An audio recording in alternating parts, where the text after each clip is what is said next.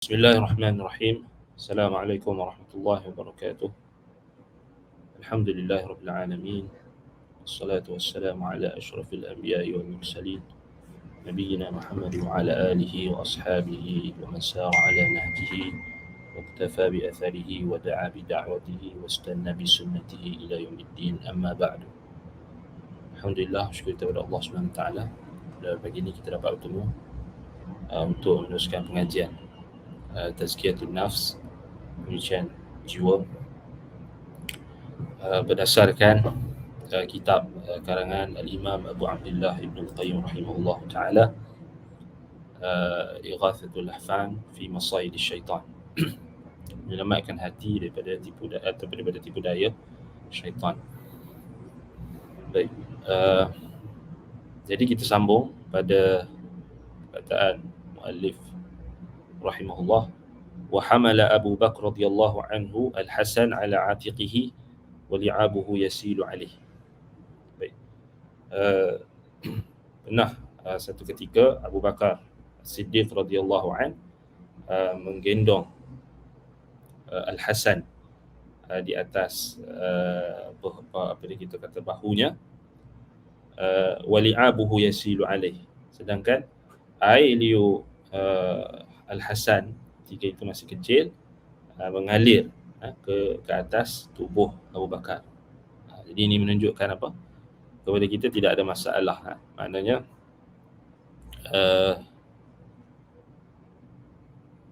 ini menunjukkan kepada kita para sahabat Nabi dididik dengan kita kata tidak ada sikap tanattu' ataupun sikap takalluf dan juga tanattu', tidak ada sikap melampau-lampau lah. Yang mana berbeza dengan orang hari ni, mungkin kalau dia dukung anak dia muntah sikit ke, ataupun anak dia ada terkena air liur sikit ke, mungkin dia akan marah, mungkin dia akan panas baran, mungkin dia akan mengherdik ataupun marah kan, dan sebagainya kan. Maknanya benda yang tak sepatutnya kita berat-beratkan, maka tak sepatutnya kita berat-beratkan. Itu satu contoh lah. Maknanya Abu Bakar As-Siddiq radhiyallahu an, dia menggendong Al-Hasan ketika itu cucu Nabi SAW di atas pahanya atau di atas bahunya, sedangkan air liur Hasan ketika itu mengalir. Budak kan, budak kecil. Baik. Wa utiya Rasulullah SAW bisabiyyin fawada'ahu fi hijrihi fabala alaihi fada'a bima'in fanadahahu wa lam yaghsil. Baik, Rasulullah SAW pernah didatangkan kepada baginda seorang bayi. Kemudian Nabi SAW meletakkan bayi itu di pangkuannya. Fabala alaih, di bayi itu kencing atas Nabi. Fada'a bima'in fanadahahu wa lam yaghsil. So Nabi pun panggil datangkan air, dan Nabi SAW percikkan sahaja air itu dekat bekas kencing, dan Nabi tidak mencucinya. So very very simple. Ini kita kata apa? Semua yang kita sebutkan tadi,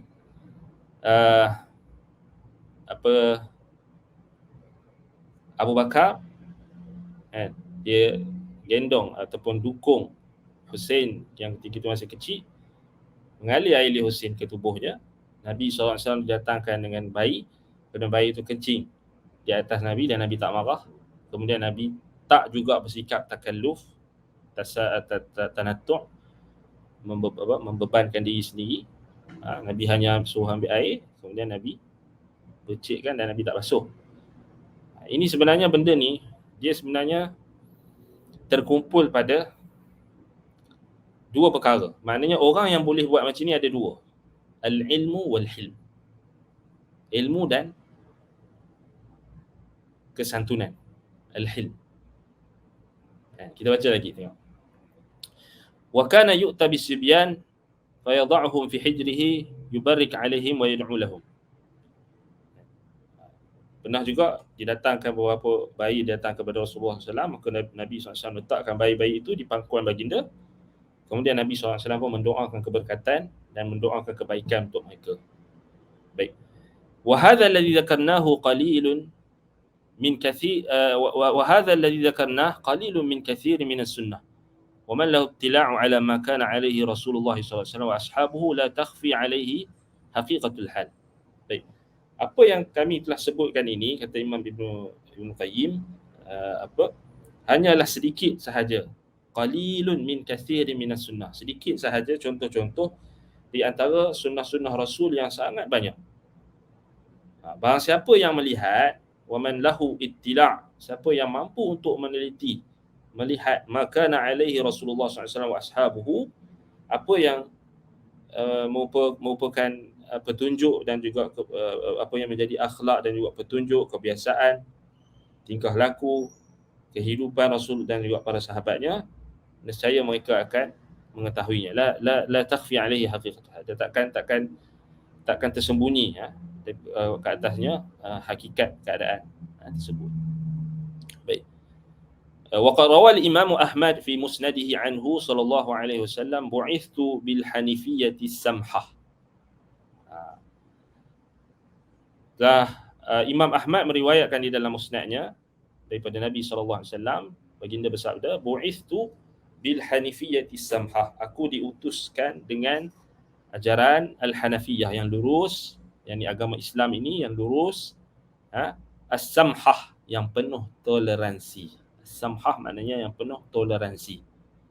Bu'ithtu bil hanifiyyati samhah, yakni aku diutuskan dengan agama Hanif, yakni agama yang lurus, tauhid, dan juga as-samhah, ada toleransi dalam agama, yang mudah, yang samhah, yang ada toleransi. فجمع بين كونهما أو فجمع بين كونها حنيفية وكونها سمحة فهي حنيفية في التوحيد سمحة في العمل. Maka Nabi menghimpunkan di antara keadaan keduanya, yakni agama ini Nabi sifatkan sebagai hanifiyah, lurus hanifiyah ni, dan samhah, yakni mudah dan penuh toleransi. Maka agama kita ini fahiya hanifiyatun fi tauhid, lurus di dalam tauhidnya, samhatun fil amal, maknanya dari sudut praktikal, dari sudut amalan, makanya ia penuh dengan toleransi, dia penuh dengan kemudahan, toleransi samhah. So di sini kita kena faham ini asas agama kita. Asas agama kita, kata Nabi SAW, bu'ithtu bil hanifiyati samhah, maknanya agama kita ni berdiri di atas apa? Kelurusan dalam tauhid dan juga keluasan dalam amalan. Makna keluasan dalam amalan ni maknanya kita kata penuh toleransi, samhah, penuh dengan kita kata kemudahan, disebabkan adanya ruang yang syarak menetapkan adanya toleransi. Adanya maknanya kita boleh kita katakan sebagai agama yang mudah. Sebab itu kalau kita tengok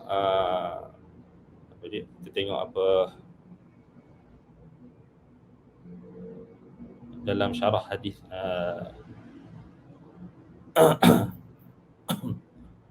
dalam Sahih Al-Bukhari disebutkan apa? Imam Al-Bukhari letak dalam Kitabul Iman, bab ad-dinu yusrun, bab agama ni mudah. Imam Al-Bukhari kata babun ad-dinu yusrun wa qaulun Nabi sallallahu alaihi wasallam ahabbud dini ila Allah al-hanifiyatu samhah. Datang dalam satu lafaz, agama yang paling dicintai oleh Allah ialah al-hanifiyah as-samhah. Yang penuh dengan al-hanifiyah ni maknanya apa? Kita kata apa yang al-hanifiyah ni sebenarnya millah Ibrahim. Ini agama yang Allah sandarkan kepada Nabi Ibrahim AS, maknanya agama yang lurus. Kerana agama Islam ini tidak ada kecondongan sedikit pun kepada kebatilan, tidak ada kecondongan sedikit pun kepada kesyirikan, tidak ada kecondongan sedikit pun kepada kebatilan, tidak ada kecondongan sedikit pun kepada terhadap kita kata akhlak yang buruk, tidak ada kecondongan sedikit pun kepada kezaliman. Sebab asal kepada al-hanful mil, kita kata al-hanif al-mail. As-samhah Al-Hafiz Ibn Hajar kata as-sahlah. Maknanya agama kita ni dibina di atas dasar mabniyatun 'ala suhulah. Mabniyatun 'ala suhulah. Maknanya agama yang praktikal, agama yang mudah untuk diamalkan, bukan menyusahkan. Sebab itu apa yang disebutkan ini datang dalam Al-Quran. Allah kata wa ma ja'ala 'alaikum fid din min haraj millata abikum Ibrahim. Kami tak jadikan, Allah kata kami tak jadikan, tidak dijadikan ke atas kamu di dalam agama ini sesuatu bentuk kesusahan. Millata abikum Ibrahim. Ini agama bapa kamu Ibrahim, yang ini lurus. Sebab itu kalau kita tengok balik as-samhah di sini maknanya as-sahlah, as-suhulah. Itu agama yang mudah. Sebab itu kalau kita tengok di dalam riwayat lain disebutkan ayyul adyani ahabbu ila Allah. Ditanya kepada Ibnu Abbas.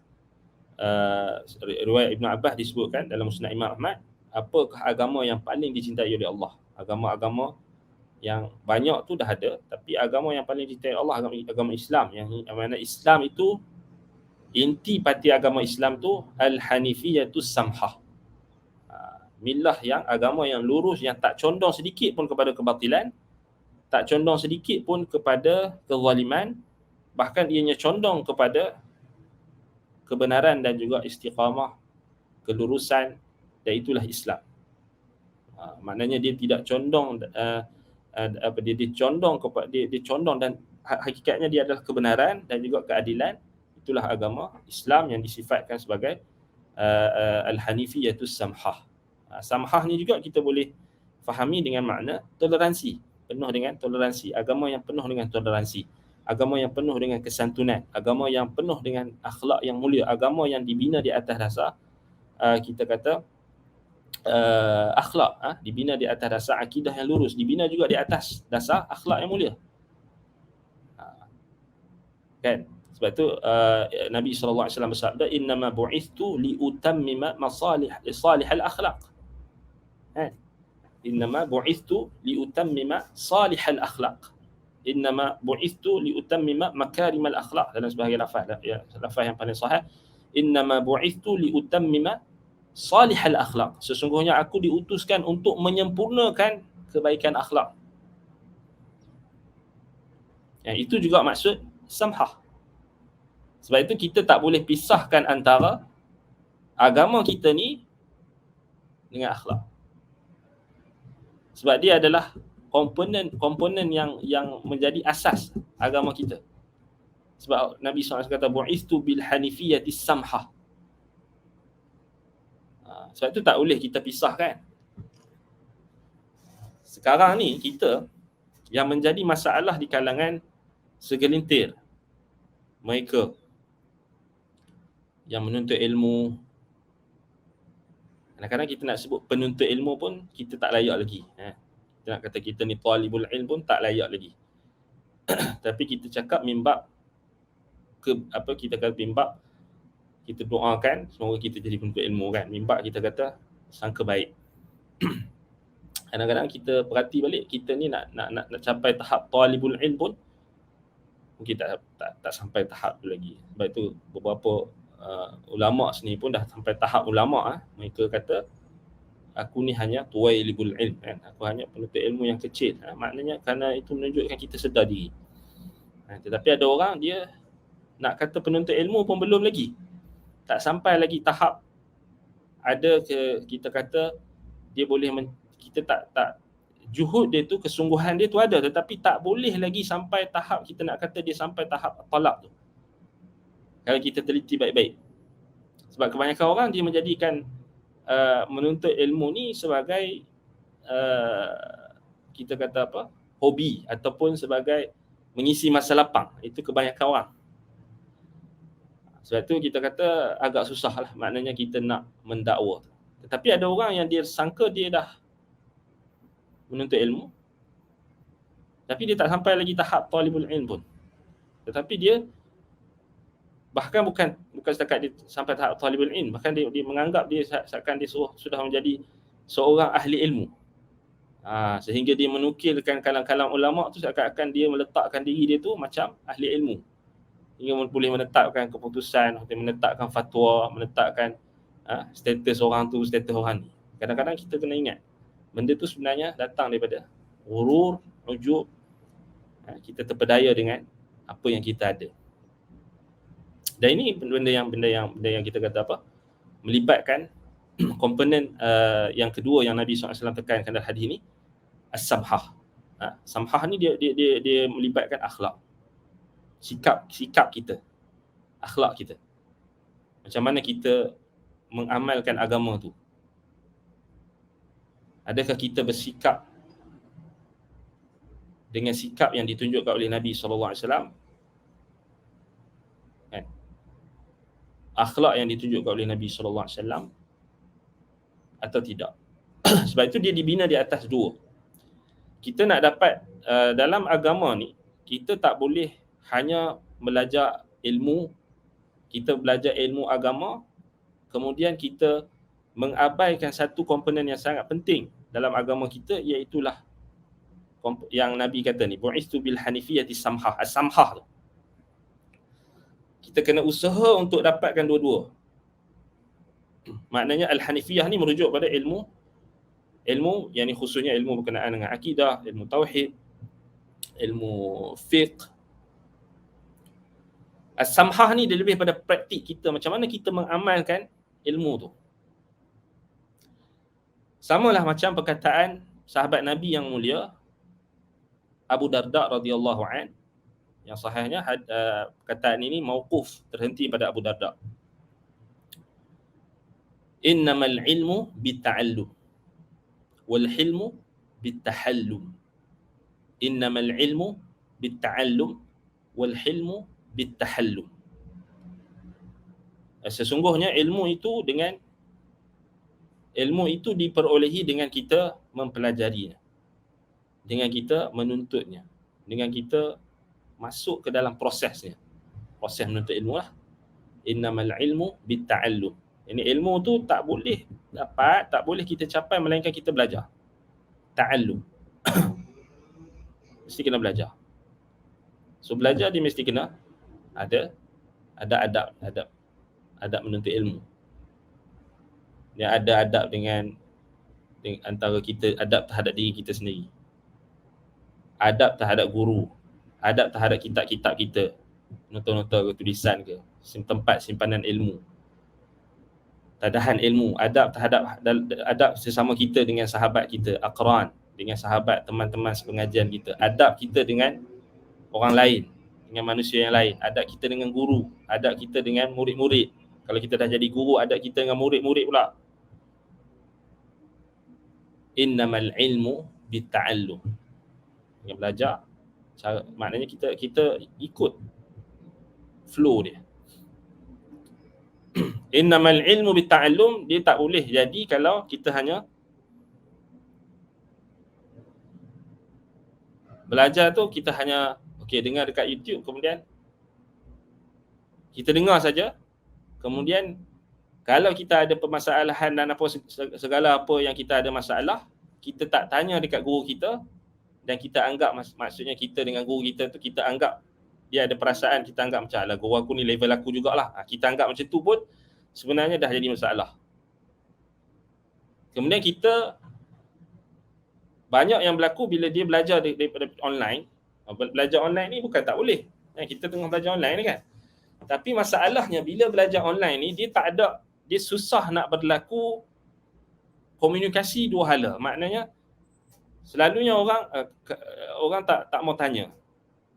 Kalau dia ada satu kemuskilan, dia terus simpan. Kemudian dia paksa pemahaman dia sendiri untuk buat kesimpulan. Ini tak boleh. Ini tak boleh. Ini dikira sebagai khianat. Kadang-kadang kita tak perasan benda ni. Maknanya kita belajar dengan guru kita. Anda bagi contoh yang mudah. Kita dengar guru kita cakap satu perkataan. Contohnya anda kata tadi, bu'istu bil hanifiyati samhah. Kemudian anda ulas sikit. Okey. Kita nukilkan kita nukilkan perkataan guru kita itu, kemudian kita buat tafsiran sendiri. Ini tak amanah. Ataupun kita ambil dia ada dua. Sama ada kita nukilkan perkataan guru kita itu, kita tak nisbahkan kepada guru kita, itu satu perbuatan tak beradab juga, satu. Kecuali ada maslahah, ada mafsadah yang tertentu. Tak jadi masalah, tak jadi isu. Yang kedua, kita nukilkan perkataan yang ada dalam majlis ilmu ataupun dalam perkataan guru kita itu, kita sebarkan dekat media sosial ke apa. Kemudian kita ulas mengikut kehendak kita. Kita taklid perkataan guru kita tu mengikut kehendak kita. Pendapat guru kita tu ataupun perkataan guru kita ulas ikut kehendak kita. Yang ni juga adalah satu bentuk jenayah. Satu bentuk, kita kata satu bentuk tidak amanah dan khianat. Kalau benda tu melibatkan hukum, hakam atau kita tersalah, dia akan memberi implikasi. Atau apatah lagi kalau dia melibatkan antara hubungan sesama Muslim, itu juga implikasi dia negatif. Implikasi dia boleh menyebabkan orang, disebabkan kita salah faham, kita pergi share perkataan guru kita itu, kita salah faham, kita tak minta dulu klarifikasi, kita tak tanya dulu, tak tabayun dulu, tak tafsirkan dulu, minta perincian daripada guru kita itu, kadang-kadang boleh jadi salah faham. Dan salah faham ni dia akan merebak apabila didapatkan perkara tersebut oleh orang-orang yang mungkin ada penyakit dalam hati dan orang yang ada kepentingan tertentu. Kemudian telah berlakulah satu bentuk salah faham dan kita boleh, maknanya kita dianggap sebagai memfitnah guru kita. Bila kita punya attitude tu kita tak jaga, kemudian kita menzahirkan kita belajar dengan guru kita tu, kita belajar dengan tempat pengajian sekian-sekian, orang tengok, orang nampak, kemudian attitude kita yang buruk menyebabkan apa? Menyebabkan orang salah sangka, buruk sangka kepada guru kita atau tempat pengajian yang kita pelajari. Ini bahaya. Yang inilah yang menyebabkan banyak berlaku salah faham dan banyak berlaku juga kita kata kenapa orang tak boleh terima apa yang kita sampaikan. Kadang-kadang disebabkan dia bercampur dengan salah faham, bercampur dengan syubhat dan ada syahwat. Syahwat, maknanya syahwat ni banyak. Syahwat dunia. Syahwat kita, ada orang dia belajar, dia menuntut ilmu ni, dia ada macam-macam tujuan. Sebab itu Nabi SAW bagi tahu dalam hadis yang diriwayatkan oleh Imam Abu Daud, Nabi bagi tahu tujuan menuntut ilmu ni dia akan ada dua. Dia berlega pada dua. Man ta'allama ilman mimma yubtagha bihi wajhullah. Okey, yang ni satu. Orang yang menuntut ilmu kerana nak wajah Allah. Orang yang menuntut ilmu kerana dia nak mengangkat kejahilan diri dia sendiri, kerana dia nak mengangkat kejahilan orang lain, kawan-kawan dia, keluarga dia, dan dia nak berusaha untuk mengangkat kejahilan masyarakat. Okey, ini orang yang betul niat dia. Semoga Allah masukkan kita dalam kategori ini. La yata'allamahu illa mimma yusibu bihi 'aradan minad dunya. Yang ni niat yang kedua. Golongan yang kedua, mereka menuntut ilmu kerana nakkan kepentingan dunia.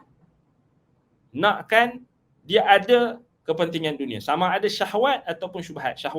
Syahwat, contohnya ada orang yang dia menuntut ilmu, dia ada tujuan dia. So ni anda kena sebut sebab kita dah berhadapan dengan orang yang macam ni. Dia ada tujuan tertentu. Kerana kita lihat akhir zaman ini, sebagaimana perkataan Ubay bin Ka'ab radhiyallahu an, adanya golongan yang mereka menjadikan ilmu hanya sebagai pakaian zahir. Mereka yang kata Ubay bin Ka'ab, ta'allamul ilma wa'malu bih fa innaka ta'ti qaumun fi zamanin atau fi zamanin ya'ti qaumun fi zamanin atau fi zamanin yatazayyanu أو يتحل أو يلبسون أو يتزينون بالعلم فلا يعملوا به. Lebih kurang perkataan dia macam tu. Hendaklah kamu menuntut ilmu dan beramal dengannya. Beramal dengannya maknanya kita betul-betul menuntut ilmu kerana kita nak angkat kejahilan kita, kita nak ajar anak-anak kita, kita nak ajar isteri kita kat rumah, kita nak ajar kawan-kawan kita, kita nak supaya kita pakat-pakat semua tahu ada ilmu dan kita mengangkat kejahilan daripada diri kita dan orang lain. Itu tujuan dia. Beramal. Memang kita nak beramal. Kerana akan ada satu zaman, satu kaum, munculnya satu kaum, mereka yang hanya berhias-hias dengan pakaian ilmu. Hanya berhias-hias, yatazayyanuna bil ilm. Mereka ni hanya macam pakai makeup je. Nampak? Berhias-hias dengan ilmu ni maknanya menzahirkan diri mereka ni konon penuntut ilmu. Dan anda tak nampak maksud ini melainkan ianya kena pada realiti kita hari ni. Maknanya, bagi contoh, berapa ramai orang yang kita lihat pada zahirnya menuntut ilmu, tetapi pada hakikatnya mereka ada tujuan-tujuan yang tersembunyi, mengatasnamakan ilmu. Anda bagi contoh yang mudah. Banyak kes yang berlaku apabila ada penuntut ilmu ini, bukan penuntut ilmu pun, kadang-kadang penuntut isu ataupun orang yang ada syubhat dan syahwat, orang yang terpalit dengan fitnah, syubhat dan syahwat. Orang yang terfitnah dengan syahwat dan syubhat. Macam-macam, sebab kita kena tahu orang manusia ni macam-macam jenis. Dan apabila mungkin mereka bertaubat, mereka ada, ya kita tak nafikan orang-orang yang terpalit dengan syubhat dan syahwat ni ada yang menyesal. Sebab kita manusia kan, ada yang nak cuba untuk mengubah dirinya. Ya, kita tak nafikan itu adalah benar. Benda tu adalah perkara yang kita kata memang berlaku. Bila mereka nak bertaubat, mereka pun pergilah melazimi majlis ilmu. Okay, fine. Tak ada masalah, itu bagus. Tetapi bila mereka masuk ke dalam lembah ilmu, mereka masuk ke dalam majlis ilmu, syaitan datang, memperhiaskan satu lagi syahwat dan syubhat, memperhiaskan lagi bentuk-bentuk syahwat dan syubhat itu dengan nama ilmu.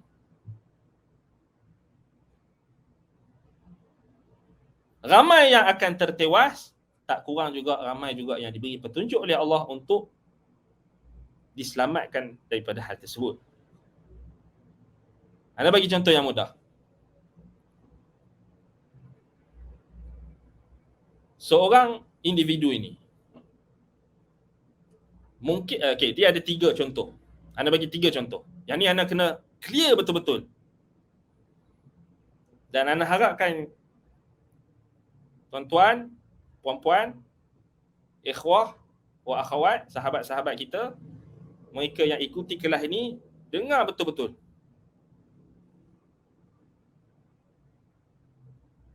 Tiga contoh. Yang mana 3 contoh ini berlegarnya Al-Quran dan Sunnah memberikan peringatan tentang 3 masalah ini. Isu dan masalah manusia berlegar kepada 3 perkara. Setiap zaman. Setiap zaman benda ni berulang. 3. Orang panggil apa? 3 ta. 3 ta. Pertama, harta. Kedua, takhta. Ketiga, wanita.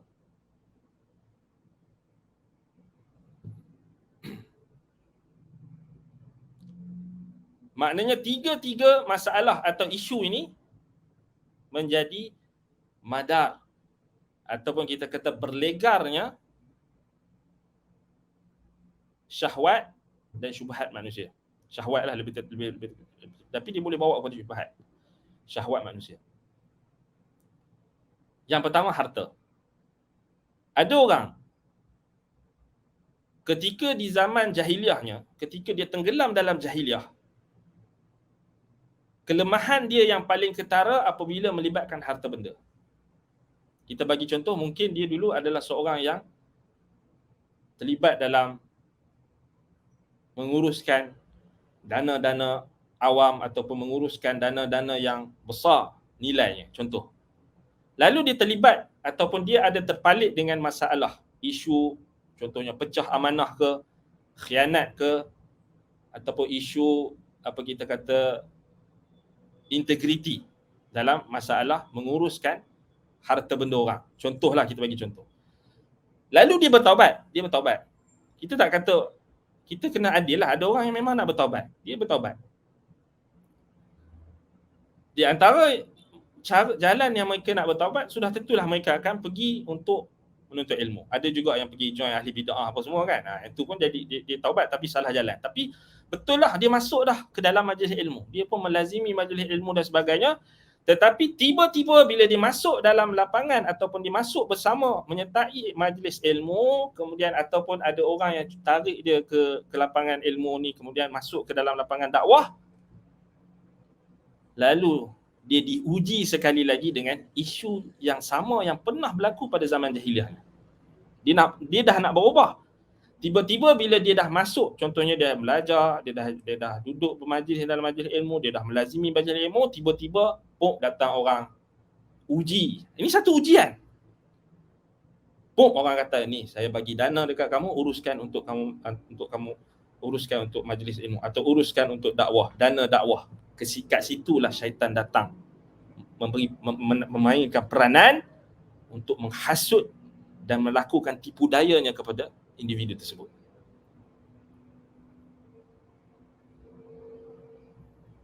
Lalu dia melakukan kesalahan yang sama. Dia terbabas melakukan kesalahan yang sama. Tabiat jahiliah dia yang dulu, dia tak boleh nak kontrol. Ada banyak faktor. Antaranya sebab dia tak latih diri dia untuk melawan syahwat dia. Dia hanya belajar ilmu, tapi dia tak cuba untuk latih, train diri dia, akhlak dia tu untuk meninggalkan tabiat-tabiat buruk dia yang lama. Itu punca dia. Kita bagi contoh yang kedua. Lalu bila dia masuk dalam lapangan dunia ilmu, majlis ilmu, dia menjadi penuntut ilmu, kadang-kadang menisbahkan. Rata-rata ramai yang babas balik sebab dia hanya menempel dekat majlis ilmu atau dia menempel dekat nama ustaz ni, dia menempel dekat nama pusat pengajian ni, dia hanya pakai nama. Tetapi akhlak dan attitude dia tak berubah. Ana tak cakap kat Fulan dan Alan, tapi anda nak bagi tahu di sini adalah secara umum. Masalah yang sama, dia akan berulang. Kita jumpa orang yang macam-macam masalah. Orang nampak dia dekat Facebook hebat, kongsi kuliah ustaz, kuliah syekh ni, kuliah ustaz tu, share faedah-faedah ilmu pada zahir pandangan manusia. Tetapi rupa-rupanya dia ada masalah penyakit hati, dia ada masalah penyakit jiwa. Dia tak sedar dia telah memburukkan nama guru dia sendiri dengan attitude dia dan akhlak dia.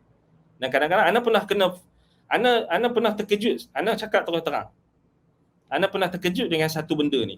Yang Ana pun tak tahu macam mana boleh orang tuduh Ana. Dan Ana akan bagi tahu yang kedua.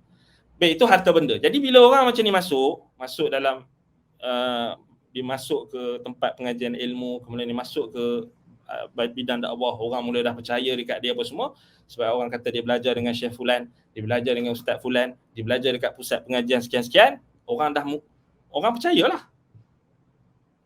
Tetapi akhir sekali syaitan menyesatkan dia melalui pakaian ilmu tadi, sandaran dia kepada ilmu, lalu dia terlibat dengan perkara-perkara yang melibatkan penyelewengan, pecah amanah, khianat dan sebagainya. Berlaku dalam, kita jangan ingat orang dalam kita bila kita menisbahkan diri ke dalam kita kata majlis ilmu, dalam dakwah dan sebagainya ni, kita tak terlibat. Kita boleh dabik dada kita selamat. Tak, ini banyak yang berlaku. Sebab tu ana banyak tekankan kerana ketidakmatangan. Tak matang. Ilmu dia masih tak matang. Yang kedua, harta. Yang pertama harta, yang kedua takhta. Baik, takhta ni kita boleh katakan maksudnya pangkat, jawatan, pengaruh, itulah semua takhta kan. Takhta ni bukan kita faham literal, kita faham literal maknanya setakat jawatan dalam politik, tak. Boleh jadi jawatan dalam NGO dakwah. Pengaruh, boleh jadi pengaruh ni dari sudut maknanya anak-anak murid ataupun kawan-kawan ataupun kedudukannya di sisi gurunya. Pengaruh ni semua termasuk takhta. Jadi dia dulu mungkin, okey ni sama juga. Dia latar belakang dia mungkin dia terlibat dalam subscriber, jazakumullah khair. Boleh jadi kan, berebut subscriber, maknanya dia berebut crowd lah, dia berebut pengikut, followers. Followers satu lagi istilah. Pengaruh, nak cari pengaruh. Dan ini juga adalah satu fitnah.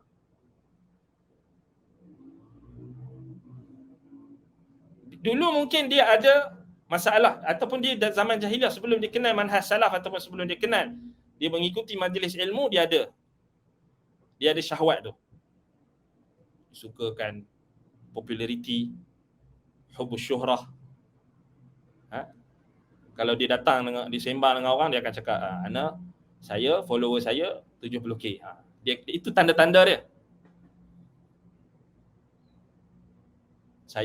Follower saya dekat YouTube, subscriber saya dah sampai 100k, 1 million ke, tak kira lah berapa.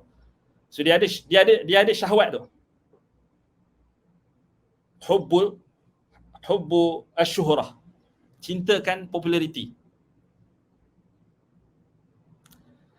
Bila dia masuk dalam lapangan dakwah, dia masuk dalam menuntut ilmu, syaitan datang benda yang sama, sesatkan dia melalui cara yang sama, tetapi atas nama ilmu. Banyaklah step syaitan. Mula ujub dengan diri dia, mula ujub dengan bilangan guru yang dia dah belajar, mula ujub dengan hafalan dia, terpedaya dengan orang ikut dia. Dia mula ceritakan tentang diri dia, perihal peribadi dia. Banyak menceritakan peribadi. Ini ciri-ciri. Selalunya akhir sekali dia akan diuji dengan benda yang sama.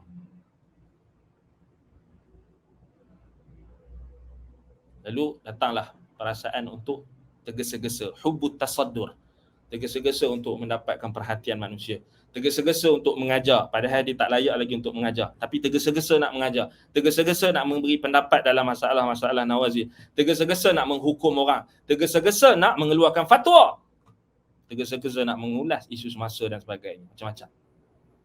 Lalu berlakulah fitnah. Dia terfitnah dan memfitnah orang lain.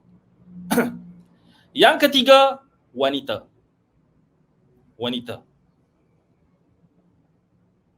Ini juga adalah satu bentuk fitnah yang diperingatkan oleh Nabi kita SAW kepada kita semua. Ma taraktu min ba'di fitnatan adarra 'ala ar-rijali minan nisa', kata Nabi SAW. Aku tidak tinggalkan selepas pemergianku, selepas kewafatanku, satu fitnah yang paling memudaratkan orang lelaki, iaitulah wanita. Nabi kata adarra 'ala rijal, paling memudaratkan ke atas orang lelaki. Maknanya dia boleh memberi kesan kepada mana-mana lelaki, merosakkan agama lelaki tersebut, merosakkan agama, merosakkan maruah ni, merosakkan segala-galanya. Adarra 'ala rijal, minan nisa, kata Nabi. Ma taraktu min ba'di fitnatan adarra 'ala rijali minan nisa. Tak ada aku tinggalkan fitnah yang paling berat, yang paling besar, yang paling mudarat ke atas golongan lelaki melainkan wanita. Dan ini kita nampak. Dan ana pernah difitnah. Dan ana pun terkejut dengan fitnah ini. Ana tak tahu macam mana orang boleh fitnah kita. Difitnah, dituduh kita mengganggu isteri orang. Ana terkejut. Ana rasa admin yang pernah waktu tu dia fitnah tu dekat YouTube. Dekat komen. Siapa ingat lagi? Kalau admin ingat kot. Ada orang yang dia tak macam tak betul sikit. Tak tahulah dia gila ke apa, tapi dia fitnah kita lah. Dia kata kataan dia tu merujuk macam akan anda tak faham sama ada dia fitnah ana ke atau dia fitnah ustaz lain ke, dia kata ke ustaz, ataupun dia generalize ke.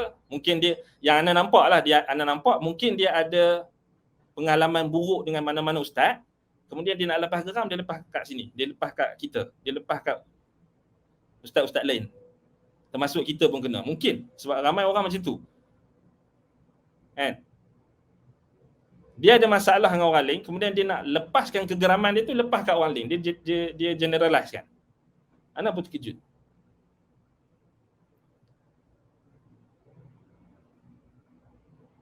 Dan fitnah ini kalau kita tengok balik, salaf dulu mereka sangat berhati-hati dan berwaspada dengan wanita ni.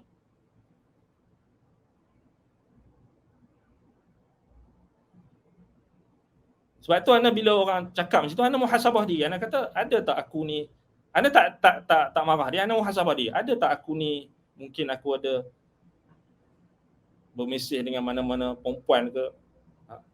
Tapi anda cek, anda tak ada. Kan? Pasal tak ada keperluan. Ataupun kita ni, anda rasa kita paling syadid sekali.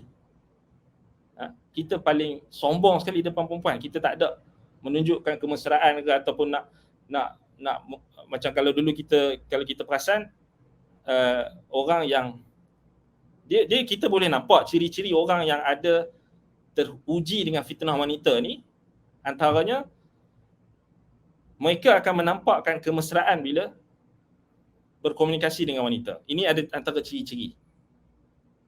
Macam kalau sembang dengan perempuan, dia tak objektif.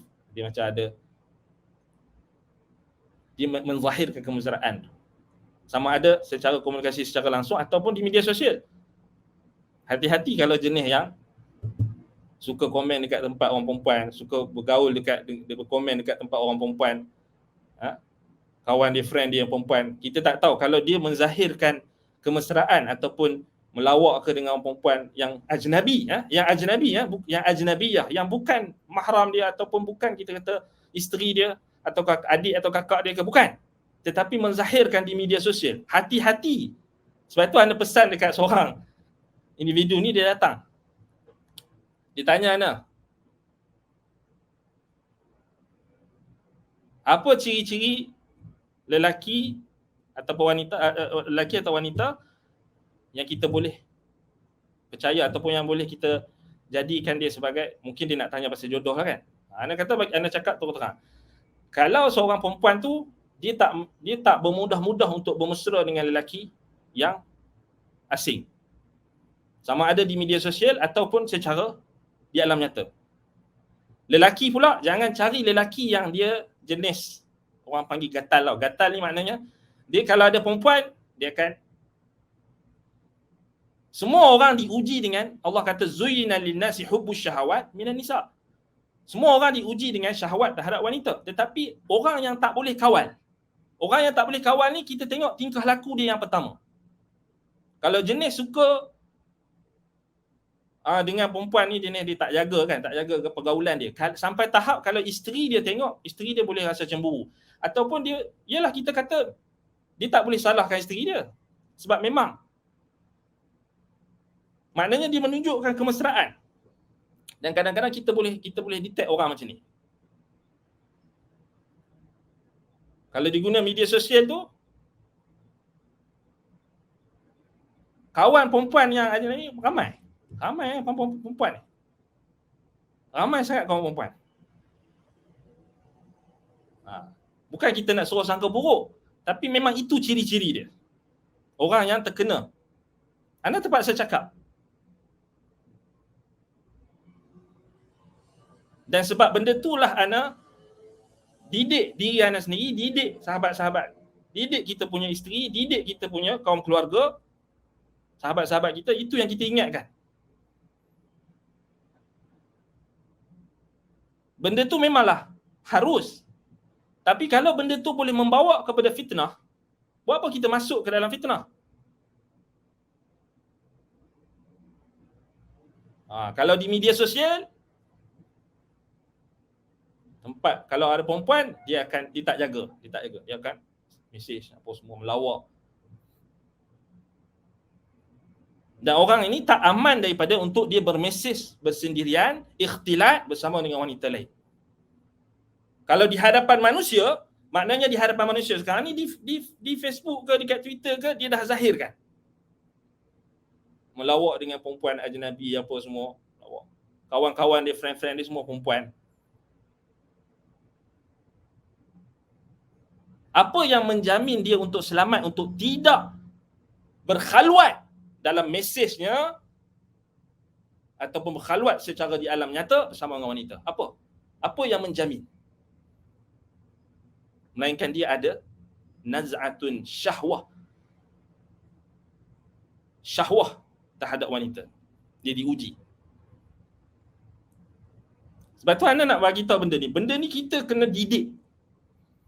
Kita kena latih diri kita. Kita kena paksa diri kita. Belajar. Semua orang, memang Allah Ta'ala uji kita. Allah kata diperhiaskan kepada manusia ni hubus syahwat, cintakan syahwat. Termasuklah kepada wanita. Tetapi kita kena paksa diri kita, hanya bataskan pergaulan kita hanya apa yang dihalalkan kepada kita. Kita ada isteri, layan isteri kita baik-baik dan jangan kita menimbulkan fitnah.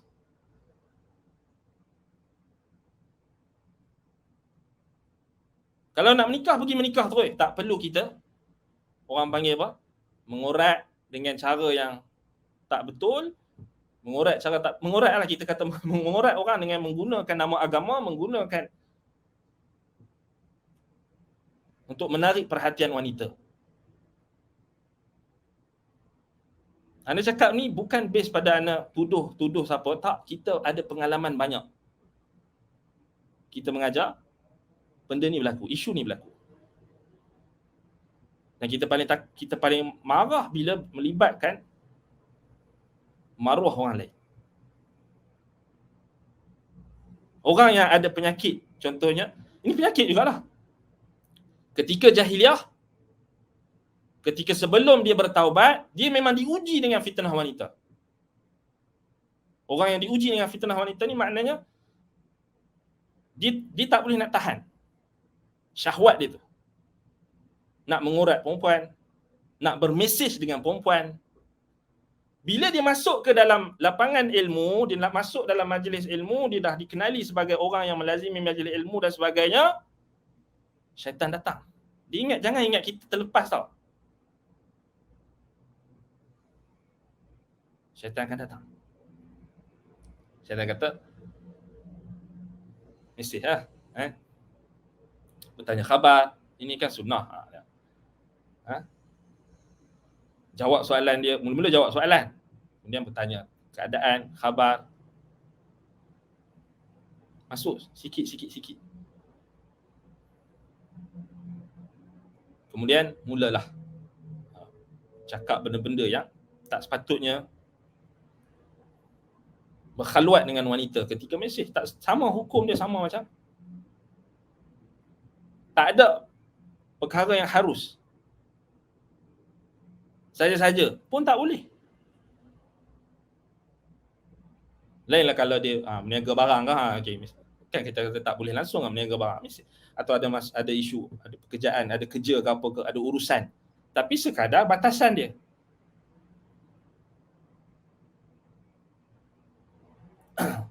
Syaitan datang. Dan kita ingat macam mana kisah seorang abid, seorang ahli ibadah yang disesatkan oleh Allah menjadi kafir bermula dengan fitnah wanita. Itu kisah apa? Barsisa. Boleh search, boleh Google. Kisah Barsisa. Seorang abid, dikatakan pada zaman Bani Israel, macam mana dia seorang abid, seorang ahli ibadah, warak dan sebagainya, boleh tertewas dan bahkan jatuh kufur disebabkan oleh fitnah wanita. Dan bagaimana kisah yang dikisahkan oleh para ulama, seorang muazzin, seorang Bilal, muazzin, orang yang ajak orang mari solat, muazzin, seorang Bilal, kita kata Bilal kan, muazzin ni orang da'i Allah, pendakwah. Muazzin ni orang yang berdakwah ke manusia untuk ajak orang mari solat. Tinggi kedudukan dia di sisi Allah, muazzin. Dengan ganjaran-ganjaran yang Allah Ta'ala sebut dan Nabi SAW janjikan. Muazzin, orang yang mulia. Kisahnya, bila seorang muazzin ni, dia dulu kan, zaman dulu muazzin ni dia kena naik menara azan. Satu hari dia naik nak azan. Dia naik bukan nak buat maksiat tau, naik nak azan. Nak ajak orang main solat. Allahu akbar, Allahu akbar, Allahu akbar. Asyhadu an la ilaha illallah, asyhadu an la ilaha illallah. Hayya 'ala salah, hayya 'ala salah, hayya 'ala al-falah, hayya 'ala al-falah. Bukan dia cakap benda yang buruk, bukan dia buat benda maksiat, dia nak mengajak orang kepada Allah. Solat. Syaitan datang. Tiba-tiba dia terlihat di bawah. Dalam banyak rumah yang ada, yang boleh dilihat daripada menara azan tersebut, dia tengok ada seorang wanita yang cantik. Lalu dia terus jatuh hati. Pergi jumpa, wanita itu rupanya adalah wanita Nasrani. Dia terus jatuh cinta. Kemudian syarat yang diletakkan oleh wanita Nasrani itu, kalau kau nak kahwin dengan aku, kalau kau cintakan aku, kau kena jadi Nasrani. Kemudian dia jadi Nasrani, kafir, menjadi murtad daripada agama Allah. Wal'iyadzubillah. Nas'alullah salamata wal afiyah. Jangan kita remehkan syahwat. Al-akh Apal tanya, ketiga-tiga perkara tu mana yang lebih parah Ustaz? Wanita, takhta, harta, ni gimana? Semuanya parah. Dan dia boleh berkait antara satu sama lain. Sebab dia memang, apa saja masalah dalam masyarakat bermula daripada tiga ni. Takhta, harta. Takhta ni pengaruh apa semua, takhta, harta, wanita. Orang yang dalam bidang agama pun boleh terjebak dalam ni. Kita jangan dabik dada kita menuntut ilmu, kita datang kelas apa semua, kita takkan terfitnah. Tak, banyak berlaku melibatkan orang yang dah menuntut ilmu. Itu kita bagi contoh tadi. Orang yang azan. Siapa yang boleh kita kata, kita pun tak terfikir macam mana orang yang mengajak orang kepada Allah, azan, boleh terjebak dalam sesuatu yang menyebabkan akhir sekali dia kufur, menjadi murtad. Fitnah wanita.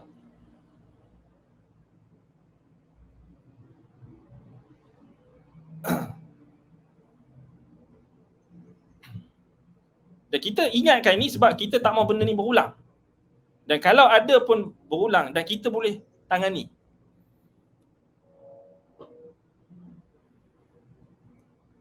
Sebab tu kena jaga. Kena jaga pandangan. Sa'id Ibn Musayyib rahimahullah, tabi'in. Ketika usia dia 80 tahun,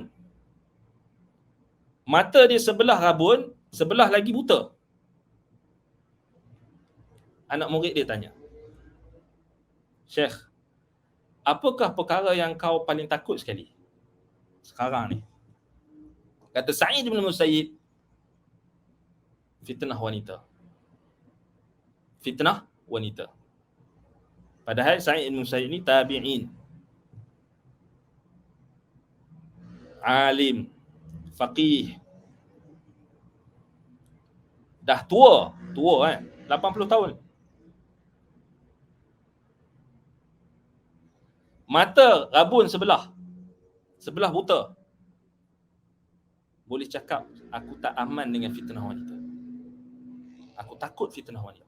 Ini menunjukkan fiqh seorang lelaki yang sempurna akal dan agamanya. Sebab tu Ibn Hajar Al-Asqalani rahimahullah bincangkan tentang lelaki yang sempurna adalah lelaki yang apa? Dia tak suka bercampur dengan wanita yang ajnabi. Ini ciri-ciri kesempurnaan seseorang lelaki. Ciri-ciri kelakian. Maskulin. Ciri-ciri kelakian yang sempurna, seorang lelaki yang dia tak suka bercampur dengan wanita yang bukan haram ataupun wanita yang ajnabi. Dia tak suka. Dia jaga dia punya kelakian dia. Tetapi orang hari ni tak, dia terpedaya dengan barat, dia terpedaya dengan didikan barat, terpedaya dengan kufar punya kebiasaan, menampakkan kemesraan dengan lelaki perempuan,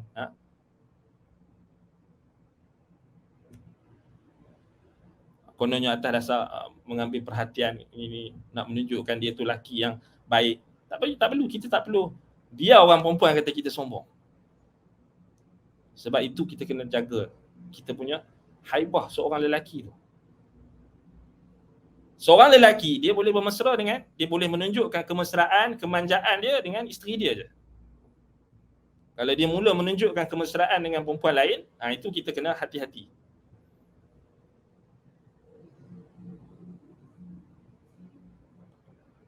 Kalau nak kahwin, kahwin je lah kan. Tak payah kita nak buat benda yang mengundang fitnah. Kalau nak kahwin, kahwin terus. Nak ta'aruf ke apa ke, ta'aruf dengan profesional. Bukan kita bermain-main dengan wanita. Satu lagi, kita kata ciri-ciri lelaki yang banyak yang kita lihat hari ni, banyak orang cerita apa semua, banyak kes-kes yang melibatkan perkara-perkara yang kita tak enak untuk kita dengar apabila melibatkan lelaki yang mempermainkan wanita. Samalah wanita mempermainkan lelaki, lelaki yang mempermainkan wanita. Sebab tu orang lelaki yang apa? Betul-betul lelaki, dia takkan. Apa tadi kita tengok macam ulama-ulama, macam tabi'in dan sebagainya, dia pun tak. Dia pun takut.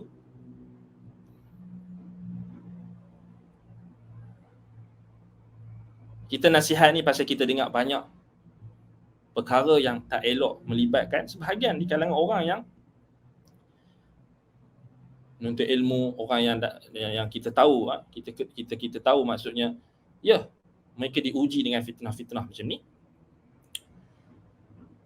Sampai ada yang kena tipu dengan perempuan, perempuan buat account, fake account. Ni pun banyak juga, banyak benda ni berulang. Fake account, account dia tu dia bubuh gambar perempuan cantik. Kemudian ada lelaki yang terpedaya. Ini orang lelaki yang paling lemah sekali. Lelaki yang paling lemah apabila kita mudah terpedaya dengan wanita yang menzahirkan kecantikan dan sebagainya. Apatah maknanya kita pun tak cerdik lah. Bila kita terpedaya, kena tipu dengan orang perempuan yang buat fake account, yang account dia ayat-ayat Quran apa semua, fake account. Ni Tuhan nak kata. Sebab Tuhan nak kata kita ni jangan hidup dekat circle media sosial saja. Kena bermasyarakat. Walaupun kita ni kelas online tapi kena bermasyarakat. Maknanya kena jumpa sahabat-sahabat kita, kena kenal mereka, jangan kita dengar-dengar je orang kata. Kan? Kena hidup bermasyarakat lah, maknanya ada. Jangan hidup dekat circle apa dia Facebook kita, Twitter saja. Sampai kita jadikan asal bagi kita nak percaya seseorang tu dekat media sosial. Tak, media sosial ni macam-macam. Ada orang guna fake account, ada orang yang split personality. Hari ni dia jadi perempuan, esok lusa dia jadi lelaki. Macam-macam. Orang nak tipu ni banyak cara. Dan antaranya menggunakan perempuan. Menggunakan akaun nama perempuan. untuk menarik pandangan lelaki. Tu hati-hati orang lelaki yang duk style duk nak cari, nak tambah cawangan kan, dia cari kat media sosial ni, kena hati-hati. Kadang-kadang kena tipu, kena scam.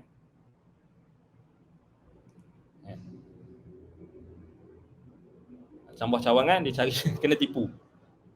Sebab tu nak tambah cawangan tu baik-baiklah, cara baiklah. Bagi tahulah dekat isteri pertama. Boleh, mungkin kalau isteri pertama tu nampak keikhlasan kita, dia boleh tolong. Ni tak, dia main belakang. Dia buat owner dekat belakang.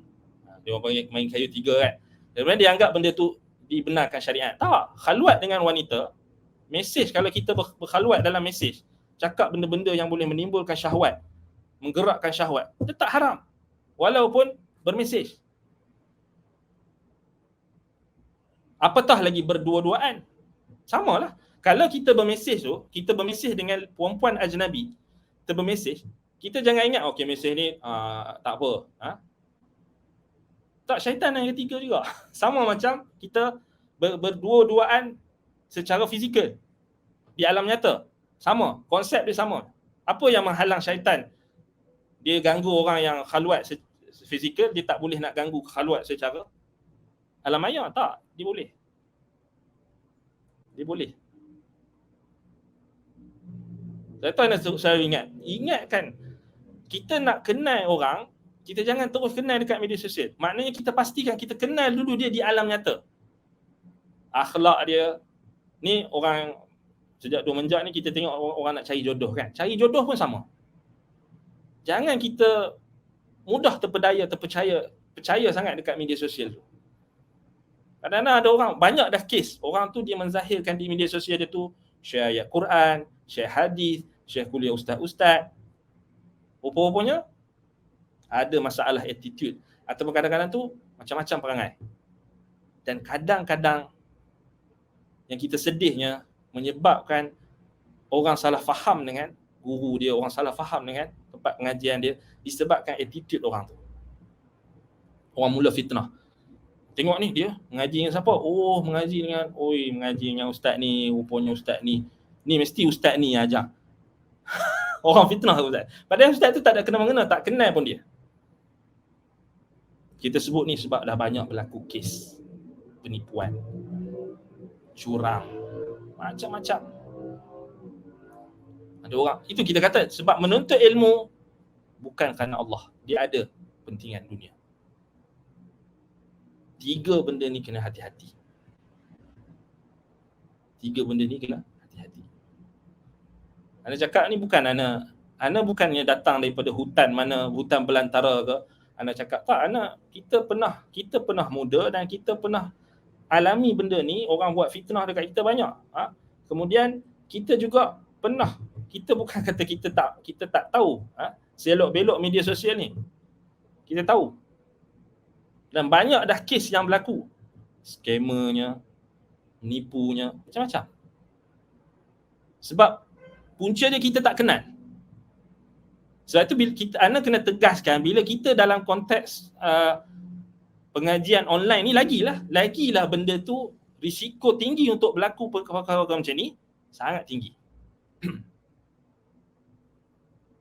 Dan mungkinlah ada orang yang jahat, orang ahli bid'ah ke, atau orang jahat-jahat nak attack, nak memecah belahkan, dia buat fitnah ke orang tu, buat fitnah ke kawan kita ke, dia buat fake account atas nama kawan kita ke apa ke. Mungkin juga dia nak melaga-lagakan ke, dia nak memfitnah orang ni ke. Boleh jadi kan? Kadang-kadang menyebabkan kita sangka buruk dengan kawan kita tu. Boleh jadi sebab kita tak apa dia orang panggil, tak betul-betul berhati-hati. Nak melaga-lagakan antara suami isteri. Boleh jadi kan? Melaga-laga antara saudara mara. Yang ni lah kita katakan, apa yang Ana sebutkan ini, masalah 3 benda ni hanya boleh diatasi dengan apa? Kita bermujahadah, melawan syahwat dan syubhat kita, melawan nafsu kita. Yang terangkum di dalam perkataan sahabat Nabi yang mulia Abu Darda radhiyallahu an, innamal ilmu bita'allum wal hilmu bitahallum. Sesungguhnya ilmu itu diperolehi dengan kita belajar. Kita dah alhamdulillah ramai orang dah belajar, dah menuntut ilmu. Tetapi ramai juga orang yang mengabaikan yang kedua. Innamal hilmu bitahallum. Al-hilmu ni maknanya kesantunan, ketenangan, kesabaran, semua sifat-sifat mahmudah, akhlak mulia yang berkait dengan peribadi kita, attitude kita, tingkah laku kita, itu berkait dengan al-hilm, kesantunan. Kalau anda cek dalam bahasa Melayu, memang sesuai al-hilm tu kita terjemahkan kesantunan. Kalau kita nak explain lagi, hilm ni apa, kesantunan ni maknanya ketenangan dan juga kita kata kesabaran, semua sifat-sifat mulia yang berkait dengan attitude kita. Cakap benar, memenuhi janji, tidak berlaku zalim, sukakan kebaikan pada orang lain, tidak khianat. Semua termasuk dalam, terangkum dalam makna al-hilm, kesantunan. Orang yang santun. Kesantunan ini hanya boleh diperolehi dengan tahallum. Al-innamal hilmu bitahallum. Dengan kita melatih diri kita. Apa maksud tahallum ni? Maknanya melatih diri kita untuk melawan sifat-sifat mazmumah, kebiasaan ataupun tabiat-tabiat buruk yang kita tahu, kita sendiri tahu. Katakan kita tu, sebab pentingnya peranan muhasabah. Dan kita memang kena selalu ingatkan. Apatah lagi kita memang membahaskan tentang tazkiyatun nafs.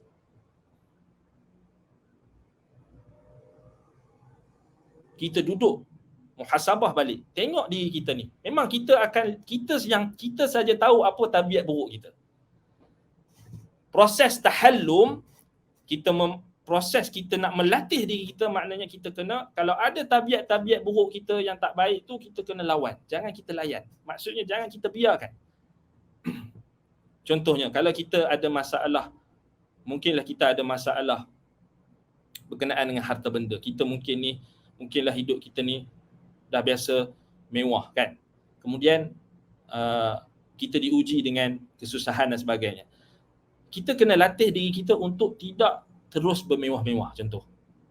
Sebab kalau kita dalam keadaan susah, kita masih lagi nak biasakan tabiat kita bermewah-mewah, ataupun kita meletakkan perbelanjaan bukan pada tempatnya, itu akhir sekali akan menyebabkan kita berlaku zalim pada orang lain. Sama ada kita akan memaksa diri kita ni untuk berbelanja pada apa yang kita tak mampu, dan itu yang menyebabkan banyak berlaku kita berhutang, kan, berhutang dengan orang lain. Kemudian bila kita dah banyak hutang, kita pula dah jadi liat nak bayar. Bila liat nak bayar, kita menipu orang, kita mungkir janji. Itu maksud tahallum tu, maknanya kita sedar apa yang menjadi tabiat buruk kita. Kalau yang melibatkan harta, kita kena check balik diri kita, audit diri kita, muhasabah diri kita, kita check balik. Oh, aku ni ada macam ni sikit, aku ni macam ni sikit. Audit. Ubah cara hidup kita, gaya hidup kita. Ubah. Jangan kita biarkan. Kita tahu diri kita. Itu yang jadi masalah bila ada orang dia masuk dalam lapangan dakwah, masuk dalam menuntut ilmu ni, dia ingat nak buat je atas nama dakwah, atas nama ilmu, okey, kita boleh minta duit orang. Kita boleh minta fund. Kemudian dia tak malu, dia tak ada rasa tak, kita kata tak, dia menjatuhkan air muka dia sendiri, tak rasa ada maruah dah, sehingga dia menipu-nipu orang. Minta duit orang tu pun kita kata dah tak boleh, dengan tujuan kita kata untuk memperbanyakkan, memenuhkan poket kita. Nabi SAW bagi larangan. Man sa'ala an-nasa amwalahum takathuran, siapa yang meminta-minta harta benda orang lain untuk tujuan untuk memenuhkan, untuk memperbanyakkan, untuk kepentingan diri dia sendiri, fa innama yaqbidu jamran minan nar, atau kama qala sallallahu alaihi wasallam. Sungguhnya dia telah meminta, sebenarnya dia telah meminta satu, kita kata dia telah meminta bara api daripada api neraka. Falyastaqil aw liyastakthir. Sama ada diminta sikit atau banyak, sama saja. Tujuan untuk kepentingan diri. So kena muhasabah. Itu yang jadi masalah, yang jadi scam, masalah isu scam, masalah orang ni seleweng dana dakwah. Kemudian dia masuk, dia ingat apa, kan kita, benda yang berlaku pada NGO yang kita tengok banyak. NGO ni bergaduh pasal apa? Bergaduh pasal dana, bergaduh pasal fund orang ni tak sampai, ni dia seleweng dana ni, bergaduh sampai naik mahkamah, orang tuduh ni. Kemudian bila berlaku macam tu, jadi bergaduh sesama saudara. Tak bertegur siapa. Dan ini yang penyakit yang banyak berlaku dalam NGO dakwah.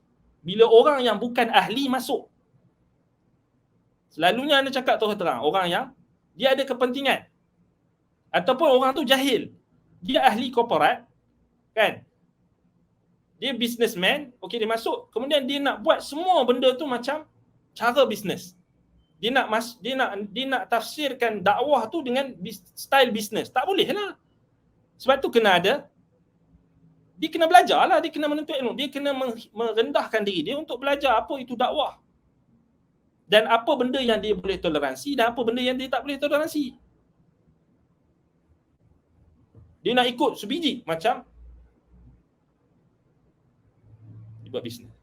Ada benda yang kena, contoh macam dari sudut nak jaga integriti, audit tu kena ada, kan? Yang tu betul lah, itu betul sangat. Tapi dari sudut kita bermuamalah dengan kesalahan ataupun ketergelinciran, mungkin pekerja kita ke ataupun bekas majikan kita ke, kenalah ada tasamuh, kenalah ada apa? As-samhah, toleransi. Macam itulah kita kata dalam NGO ni macam-macam. Bergaduh, banyak bergaduh pasal isu duit, harta. Orang ni dapat banyak sikit, orang tu dapat sikit, bergaduh. Sebab yang banyak yang terlibat dalam dakwah ni tak pergi menuntut ilmu pun. Dia faham apa? Okay, aku bagi duit, aku berhak untuk tentukan saya berhak untuk tentukan apa ustaz nak cakap. Ustaz tak boleh cakap ni. Ustaz kena ikut macam ni. Ustaz tak boleh tegur, kalau benda salah ni ustaz kena bagi tahu macam ni. Jangan macam ni. Jangan ajar macam ni. Dia pula nak pegang guru ataupun ustaz. Ini berlaku juga. Penyakit hati sebenarnya. Semuanya penyakit hati. Tapi orang tu sedar tak sedar. Bergaduh. Benda ni bukan baru sebenarnya. Yang menyebabkan berlaku perpecahan antara sebahagian ulama' pun yang di zaman moden ni, antaranya sebab ni, salah faham. Sebab Allah Ta'ala dah bagi tahu dah. Innama amwalukum wa auladukum fitnah. Allah bagi tahu dah. Fitnah, harta benda ni adalah termasuk fitnah yang akan berlaku kepada semua orang.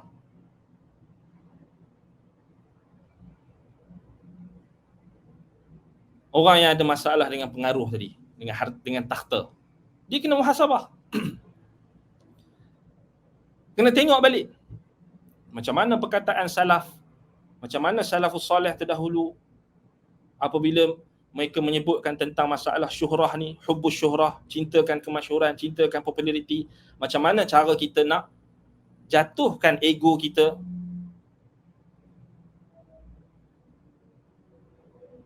Antara tips yang kalau kita buka dalam kitab-kitab hadis ataupun contohnya macam Imam Al-Bukhari kalau tak salah dalam Tarikh Al-Kabir.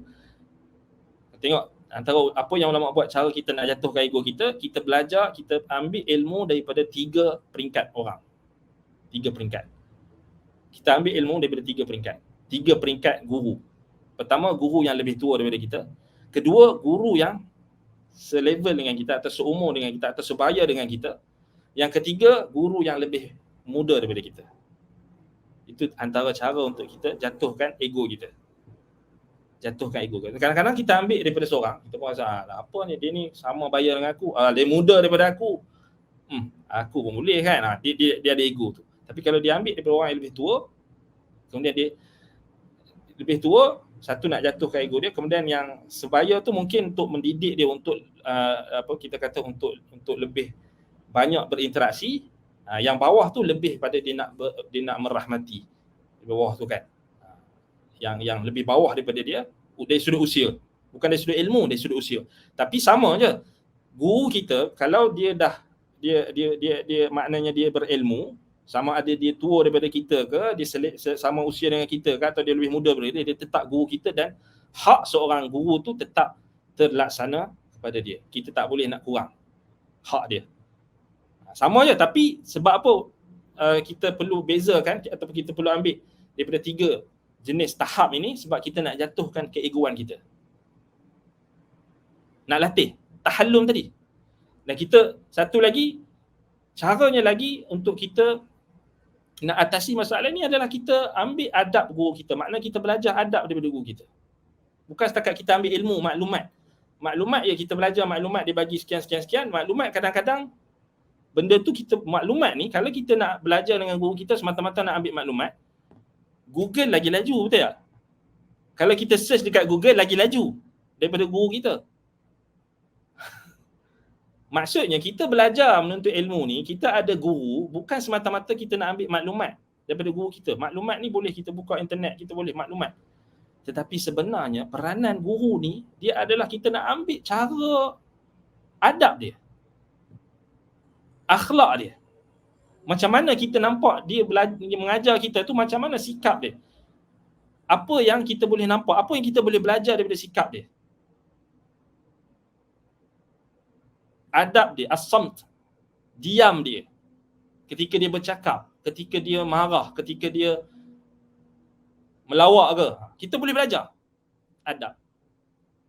Ta'allamu kanu yata'allamul huda qabla an kanu kata sebahagian salaf, kanu yata'allamu al-huda qabla an yata'allamu al-ilma. Salaf dahulu mereka belajar adab, mereka belajar petunjuk adab, akhlak sebelum mereka mempelajari ilmu. Maknanya seiringkan. Itu kita kata bila pengaruh tadi. Maknanya dan banyak kalau kita tengok macam mana golongan salafus soleh terdahulu, mereka memberikan orang yang sukakan populariti ni, dia takkan berjaya. Dalam menuntut ilmu dia takkan berjaya. Dia pasti akan jatuh. Dia takkan sampai. Dan khibrah dari sudut pengalaman memang itulah yang kita nampak. Ramai orang yang semangat menuntut ilmu, dia berbekalkan semangat tetapi tidak ada keikhlasan, tidak ada kesungguhan yang benar, tidak ada as-sidqu, tidak ada kebenaran antara dia dengan Allah Subhanahu Wa Taala. Akhir sekali kecundang. Kita pun tak tahu dia jadi apa lah sekali. Wal'iyadzubillah. Macam wanita tadi. Kita kena apa? Tahallum. Kita kena didik diri kita, kena latih diri kita. Kan? Antaranya, kalau kita dah tahu kita ni, memang kita ni diuji dengan fitnah wanita, baik kurangkan pergaulan kita. Kalau kata kita ada kawan-kawan perempuan dan sebagainya, dah ramai dah kawan-kawan perempuan ni, baik kurangkan.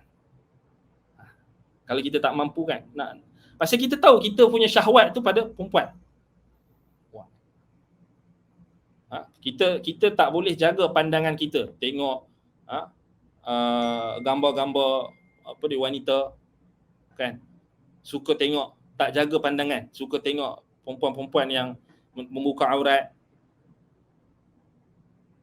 kan. Yalah, sekarang ni buka TikTok ke, buka Facebook ke, buka Instagram, semua tu tak selamat kalau kita tak jaga. Orang lain tak tahu, memang kita saja yang tahu, antara kita dengan Allah Subhanahu Wa Taala. Allah tahu. Alam ta'lam anna Allah hayra. Apakah kamu tak tahu maksudnya Allah melihat kamu? Allah tengok kita, Allah nampak apa yang kita buat. Memang di hadapan mungkin wall kita itu penuh dengan ayat Quran, tapi Allah tahu apa yang kita buat di belakang. Kita tak boleh sembunyi. Kan? Dan kita kena jagalah, maknanya kita kena, maknanya kalau kita ada rasa kita memang susah nak jaga pandangan, bukan kita kata layan lagi benda tu, paksa diri kita, maknanya berhenti. Kalau boleh, baik, tak payah kita. Kalau ada perempuan kita kata send invitation ataupun nak jadi kawan kita, jangan approve. Macam itulah makna didik diri kita. Tengok dia ni, kita tengok, selalu kita akan tengok kan. Jangan. Maknanya kita didik, kita paksa diri kita. Didik, paksa diri kita, jangan. Benda ni bukan pada orang yang dah menikah saja, orang yang belum menikah pun dia kena biasakan macam tu. Orang lelaki. Sebab kita tengok sampai tahap orang awam sampai tahap ada mereka sangka buruk kan dengan mereka kata selalunya orang apa dia golongan yang ustaz ni, golongan kopiah ni gatal. Sebab apa yang menyebabkan mereka punya pandangan tu? Adakah kadang-kadang ada betulnya? Ada betulnya. Sebab mereka nampak ataupun ada kes yang berlaku. Yang salahnya mereka generalize lah kan. Yang salahnya mereka umumkan benda tu. Mereka boleh nak kata semua ustaz macam tu. Tak. Tetapi kita kena muhasabah. Sebagai orang yang belajar agama, orang dah panggil ustaz ke, orang dah panggil apa ke, kita yang kena muhasabah. Kenapa jadi macam tu? Rupa-rupanya memang kita menimbulkan fitnah pada agama kita. Orang fitnah kita tak apa. Tapi orang akhir sekali akan disebabkan perangai kita, orang anti dengan agama. Kadang-kadang menjadi macam tu masalah dia. Bukan orang nak tolak agama sangat, tapi disebabkan ada, tak nafikan ada memang orang yang anti agama, kemudian dia jadikan benda tu tunggangan dia untuk tolak agama. Macam geng-geng etis dan sebagainya. Itu memanglah liberal dan sebagainya. Itu memanglah tunggangan mereka. Mereka akan cari masalah kes-kes yang melibatkan orang yang mahat tahfiz ke, ustaz sekian ke, orang agama, mereka akan highlightkan dekat media dan sebagainya. Kita tak nafikan itu adalah apa cara-cara mereka untuk menimbulkan tipu daya terhadap umat Islam, terhadap masyarakat. Kita tak ikut dia, tapi kita kena muhasabah. Kenapa orang selalu kata pak-pak ustaz ni, orang pakai kopiah ni gatal kan? Sebab memang ada. Dan kita sendiri yang tak jaga, kita buka tohmahan orang.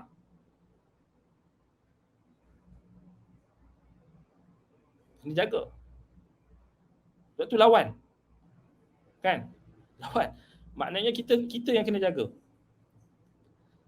Minta bantuan daripada Allah Subhanahu Wa Taala. Ya Allah, tolong aku, bantu aku. Tahhir qalbi wa farji. Ya Allah, sucikanlah hatiku dan sucikanlah kemaluanku. Maknanya jauhkanlah aku daripada syubhat dan syahwat. Ada orang memang dia diuji dengan benda ni. Tentang perempuan ni memang. Yang kita, sebab tu kita tak boleh dabik dada kita akan selamat. Kalau ada orang yang terkena diuji macam ni, kita tak boleh gelak dekat dia. Kita kena bantu dia. Cara antaranya, kita kata caranya dengan didik diri sendiri. Lawan syahwat kita. Jangan kita dah tahu kita ni mungkin ada kelemahan dari sudut perempuan ni. Sebab dulu kita mungkinlah kan, zaman jahiliah dulu kita memang ada sejarah silam. Kita dulu di jahiliah, semua kita ni ada latar belakang yang kelam, gelap, jahiliah masing-masing. Tetapi yang selamat hanya orang yang Allah Ta'ala selamatkan. Mintalah keselamatan daripada Allah. Mintalah afiah daripada Allah Subhanahu Wa Ta'ala. Dia ada masalah. Orang panggil istilah apa? Miang ataupun orang panggil apa? Mata keranjang. Womanizer. Apa panggil playboy ke? Dan macam-macam istilah orang panggil. Kena lawan. Dan jangan kita maknanya kita pergi buka pintu-pintu yang membuka fitnah itu. Dah tahu kita ada masalah. Dulu pernah kita ada masalah berkait dengan perempuan ni, kita pergi masuk dalam lapangan ilmu, masuk dalam bila kita dah nak bertaubat ni, kita pun buat benda yang sama. Kemudian kita kelirukan orang dengan atas nama ilmu, atas nama agama. Ini bahaya. Ini paling bahaya sekali. Tiga-tiga fitnah ni memang paling bahaya. Dan inilah yang paling banyak berlaku, dan percayalah cakap ana, benda ni dia akan berlaku dan macam mana kita nak atasi itu saja. Mungkin tak berlaku hari ni, akan mungkin berlaku kemudian. Ya, kita dah bagi kaedah dah, kita dah bagi nasihat. Kan? Sebab itu orang yang beriman, dia akan, maknanya orang yang ada ilmu dan orang yang ada basirah, dia akan tahu, Allah Ta'ala akan bagi petunjuk dekat dia. Sebelum benda tu berlaku, dia dah boleh hidu. Dia dah boleh kesan. Orang yang jahil, dia dah benda tu berlaku baru dia nampak. Sebab tu kata ulama, bila dia datang, orang tak tahu. Ahli ilmu sebelum dia datang, ahli ilmu dah tahu dah fitnah tu. Apa jalan-jalan dia yang boleh membuka fitnah tu? Apa dia punya pintu-pintu yang boleh buka, apa tingkap-tingkap dia, apa jalan-jalan yang boleh masukkan fitnah tu. Ahli ilmu dia tahu pasal dia pandang dengan pandangan basirah, dia pandang dengan ilmu, dia bukan pandang dengan hawa nafsu. Orang jahil lepas fitnah tu dah pergi, baru dia nampak, baru dia menyesal. Oh, rupanya betul lah apa yang guru aku cakap dulu. Betul dia nasihatkan jangan duk layan-layan sangat perempuan ni. Berpada-pada kan. Oh, baru aku nampak aku dah. Dia dah kena baru dia menyesal. Tak apa lagi boleh menyesal. Ada orang yang dia tak menyesal. Bahkan dia berterusan dalam maksiat dan tingkah laku buruk dia itu, dan akhir sekali menimbulkan fitnah. Memfitnah orang lain dan sebagainya. Itu kita kata itu yang paling bahaya sekali. Sebab itu kita, Ana suka cakap dekat pusat-pusat pengajian ni, jangan kita hanya fokus pada kalau belajar tu satu bidang je. Kalau buka pengajian Quran je.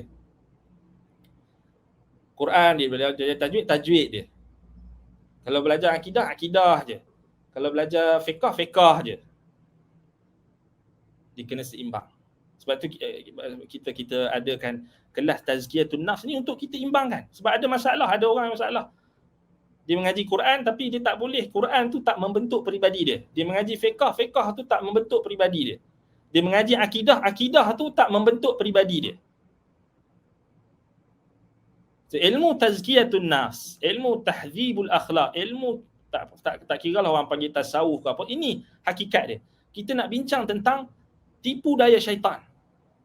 Dan inilah umdah perbahasan kitab kita ni, Ighathatul Lahfan. Walaupun tak sampai lagi pada topik dia, tak sampai, kita dah lepas banyak dah topik yang kita dah sentuh, tapi kat sini kita kena ingatkan sebab dia ada kaitan dengan apa yang berlaku. Dan dia ada kaitan dengan apa yang kita sebut tadi. Baik. Jadi ana rasa naktafi bihadzal qadar. Kalau ada soalan.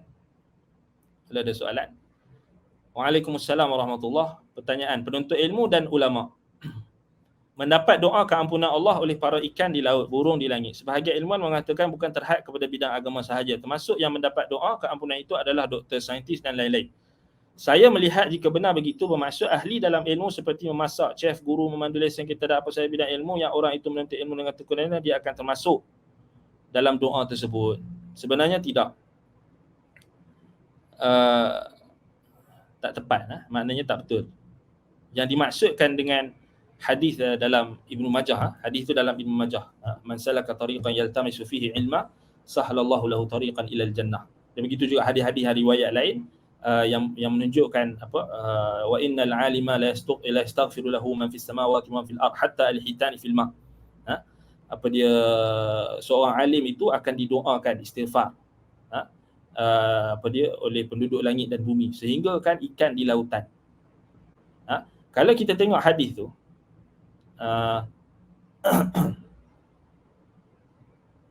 semua ulama-ulama hadis yang riwayatkan hadis itu memasukkan hadis itu dalam ilmu syariat.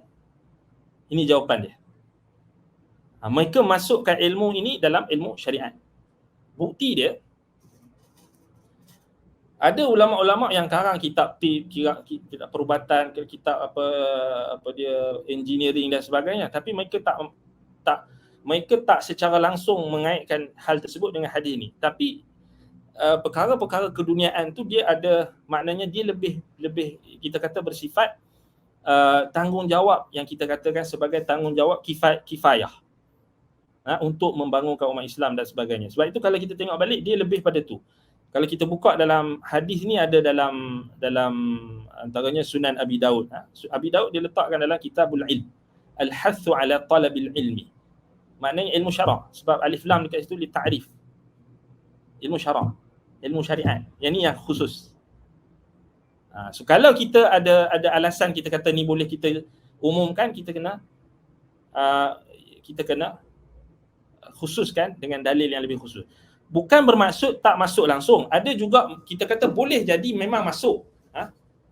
Masuk, tetapi dia mestilah orang itu niat dia dengan untuk, contohnya dia menuntut ilmu kedoktoran, perubatan, disebabkan dia melihat ramai orang bertaklid dengan perubatan barat contoh, dan meremehkan tentang perubatan yang ada dalam sumber-sumber Islam, ataupun perubatan yang memisahkan antara rohani dan juga masalah spiritual, masalah apa diasingkan, seperti kita kata psikologi, ilmu psikologi semua diasingkan dengan iman, diasingkan dengan agama. Baik, itu kita kata mungkin ada wajah orang yang menuntut ilmu tu kerana tanggungjawab kifayah. Dia boleh kita kata masuk dalam doa yang Nabi janjikan. Doa sampai ikan-ikan di laut pun akan doakan keampunan dan sebagainya. Tapi kita nak kata golongan yang paling pertama sekali yang dapat adalah ilmu syariat. Boleh kita memang kita tak nafikan ada ulama yang faham bahawasanya dia bidang tersebut tak terhad daripada bidang agama, tetapi yang paling yang kalau kita tengok asalnya adalah bidang agama. Bidang agama. Itu dalam Sunan Abi Daud kan. Dalam Jami' At-Tirmizi diletakkan abwabul ilmi ar-Rasulillah sallallahu alaihi wasallam. Bab fadlu talabil ilmi. Kelebihan menuntut ilmu syariat. Dalam Sunan Ibnu Majah letakkan babun fadlul ulama wal hathu ala talabil ilmi. Bila kita buka kitab hadis, bila disebut al-ilmu, bila disebut al-ulama, asalnya merujuk pada ilmu syariat. Kita tak boleh keluar daripada asal. Tak boleh kita kata kita tak bukan bermaksud kita tak boleh nak umumkan, tetapi asalnya kita kena tekankan. Asalnya ilmu syariat. Sebab apa? Ilmu syariat itulah yang nak memandu ilmu keduniaan.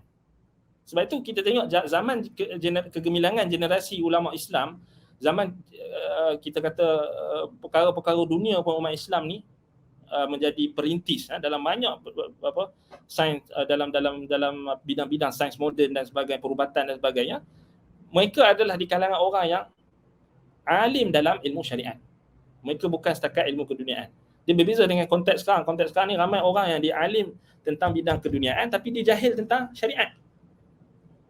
Sebab itu dia kena jadi ilmu syariat tu yang memandu. Sebab itu kita tak boleh nak asingkan, ataupun kita tak boleh nak, maknanya kita kena tekankan. Bukan tak salah untuk kita nak generalize kan, tetapi pastikan kita jadikan yang utamanya itulah ilmu syariat. Maknanya orang yang dalam bidang ilmu lain pun masuk dalam ni. Tapi kalau kita nak kata ilmu memasak, memandu kereta apa ni pun masuk, yang ni hulu anda nampak dia melampau. Tak. Dia hanya terbatas pada ilmu syariat yang asal. Dan kalau ilmu keduniaan tu, kalau ada maslahat untuk ilmu syariat, untuk agama kita, yang maslahat yang rajihah, bukan zan, maslahat yang rajihah, macam ilmu perubatan dan sebagainya kan, ilmu ketenteraan untuk berjihad dan sebagainya, teknologi untuk berjihad, untuk sebarkan Islam sekarang, itu kita kata ada. Kalau memasak ni tak masuk saya. Tak. Fadlul ilm wal alim. Fadlul ilmi wal alim dan Sunan Ad-Darimi sama juga. Fadlul ilm wal alim. Maknanya merujuk kepada ilmu agama, ilmu syariat. Ilmu syariat. Wallahu a'lam. Saya ada terdengar disebut kita perlu belajar adab dahulu sebelum belajar ilmu yang lain. Apakah yang dimaksudkan dengan kenyataan itu? Baik. Ini sebenarnya memang kita kata menjadi usul prinsip yang diletakkan oleh para ulama. Para ulama, iaitulah apa? Mereka menyebutkan kanu yata'allamuna al-hadya qabla an yata'allamul ilma. Kalau kita buka dalam kitab-kitab adab, kitab-kitab seperti sama ada kitab moden ataupun kitab yang terdahulu, contoh macam Syekh Saleh Al-Utsaimin dalam Ta'zim Al-Ilm, kemudian dalam kitab seperti Jami' Al-Ulum Al-Hikam Ibn Rajab, kemudian kitab yang dikarang oleh Ibn Abdul Bar, Jami' Bayan Fadlul Ilmi wa ahlihi, kemudian kitab Al-Khatib Al-Baghdadi berkenaan dengan Al-Faqih wal Mutafaqih, kemudian kitab-kitab yang sangat banyak merumuskan perkara yang sama. Memang ulama dahulu, golongan salafus soleh dahulu, mereka menekankan adab dahulu sebelum nak belajar ilmu yang lain. Kenapa? Kerana adab ini dia adalah, kita kata attitude kita, dia melibatkan attitude kita. Dan ilmu hanya berhak untuk dipikul oleh orang yang mempunyai attitude yang baik. Kalau kita tak ada adab, kita tak belajar adab, macam mana kita nak meluruskan attitude kita, peribadi kita, tingkah laku kita? Dan macam mana kita nak tanggung ilmu dan kita nak sampaikan ilmu kalau kita sendiri tak boleh nak perbetulkan akhlak kita, adab kita, attitude kita? Sudah tentulah akan berlaku percanggahan yang menyebabkan ada orang menyalahgunakan ilmu yang dia pelajari untuk mengikuti hawa nafsu dia, sebab dia tak boleh nak kendalikan hawa nafsu dia. Sebab adab ni, sebab tu sebahagian ulama kata apa? Bil adabi tufhamul ilm. Dengan adab barulah orang tu akan dapat faham ilmu. Kalau dia tak beradab, dia tak akan dapat faham ilmu. Sebab apa? Sebab macam mana dia nak dapat faham ilmu kalau, contohnya kita ambil misal, adab ni luas. Dalam menuntut ilmu ni adab ni luas. Kalau dia sendiri dah memandang remeh kepada guru dia, macam mana dia nak dapat faham ilmu? Awal-awal dia jumpa guru dia, dia masuk majlis ilmu guru dia, dia dah pandang rendah pada guru dia, ataupun dia dah tak beradab dengan guru dia, ataupun dia sangka buruk dengan guru dia, kemudian dia tak pergilah, kan? Itu macam mana dia nak faham ilmu? Dia tinggalkan majlis ilmu, dan memang betul lah, dia tak akan dapat faham ilmu. Sebab apa? Ilmu ni tempat, kita kata tempat tadahan dia adalah hati. Hati ni adalah tempat tadahan ilmu. Allah kata dalam Quran, wa thiyabaka fatahhir, ay tahhir qulubakum minasyukuki wasyahawati wasyubuhati, minadzunubi wal ma'asi wal radha'ili. Sucikan pakaianmu. Orang Arab faham, gunakan thiyab merujuk kepada hati, merujuk kepada pakaian dalaman. Thiyabaka fatahhir, sucikan hatimu daripada dosa-dosa, daripada akhlak yang buruk, daripada perkara yang dapat merosakkan dia. So adab ni, bila kita belajar adab, so kita belajar macam mana kita nak kendalikan diri kita. Kerana kita ni, kalau kita tak boleh nak kendalikan nafsu kita, hawa kita, syahwat kita, macam mana kita nak dapat ilmu? Sebab tu betul, belajar adab dulu. Belajar adab dulu. Berapa ramai orang hari ni, dia belajar akidah, dia belajar ilmu manhaj, dia belajar ilmu akidah, tapi dia jadi yang dia paling tak beradab, dia paling tak berakhlak. Sebab dia tak ikut, dia tak ikut step. Atau kita katakan maksud dalam konteks sekarang ni, bukan maknanya kita tak boleh kita tinggalkan kelas-kelas akidah, kelas apa semua, bukan. Maksudnya kita kena seiringkan. Sebab itulah kita di pusat-pusat pengajian sunnah ni ada pengajian tazkiyatun nafs, ada pengajian adab. Kan, adab menuntut ilmu. Sebab kena seiringkan. Kalau ikut level makna, sebab apa kita buat sekarang ni, pasal kita level kita, usia kita ni dah semakin meningkat. Asalnya benda tu memang kita kata terpakai pada generasi yang awal, yakni kanak-kanak, bermula daripada kanak-kanak sampai orang tua. Memang kena macam tu. Mulakan dengan adab. Adab nak bertanya, ada adab dia. Adab dalam kita nak dengan sahabat kita, ada adab. Adab dengan kitab-kitab kita, buku kita, nota-nota yang kita ada adabnya. Ada etika. Sebab tu dia adab ni etik lah, ethics. Sebanyak banyak masalah yang berlaku disebabkan oleh attitude. Disebabkan tak ada etika. Berinteraksi dengan orang lain kita tak ada etika. Kita tak ada etika, kita main hentam saja. Kita ikut hawa nafsu kita. Disebabkan saya ni panas baran, saya marahlah dia. Sebab saya panas baran, nak buat macam mana? Tengok, dia tak ada usaha untuk kendalikan diri dia. Bila dia belajar adab, dia akan ada apa? Ada penghalang yang akan menghalang dia untuk ikut hawa nafsu dia. Nak buat macam mana ustaz? Saya memang dari dulu lagi dikenali sebagai kaki wanita. Saya teruskan je lah. Tak boleh lah kan. Maksudnya kena dia ada, kalau dia belajar adab, dia belajar akhlak. Itu yang dimaksudkan dengan perkataan Abu Darda tadi, innamal hilmu bitahallum. Sama juga. Dia sama macam innamal akhlaq bitakhalluq.